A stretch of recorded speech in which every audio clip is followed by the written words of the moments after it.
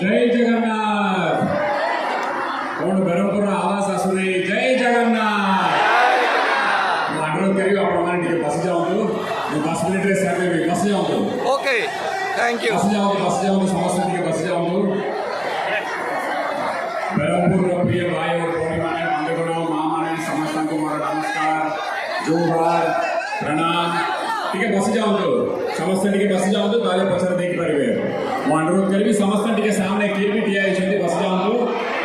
माननीय मुख्यमंत्री मते पठाइछन्ती आपण मानकर सुख दुख बुझिबा पे आपण मानकर समस्या बुझिबा पे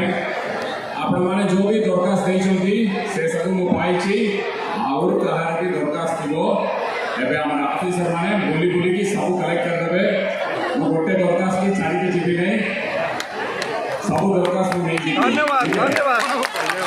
आपण माने जेते कसे आपण काई कहार दिया होइछन्ती जेते कसे आपण सपोर्ट करते जेते कसे केते पेटिशन में फाइल और कहार भी पेटिशन अछि मु ऑफिसर माने पठाउछि से माने जाय कि नै जिबे ए भितर किए मंदिर रो उन्नति पे दरखास्त देइछन्ती हाथ उठेले मंदिर रो उन्नति पे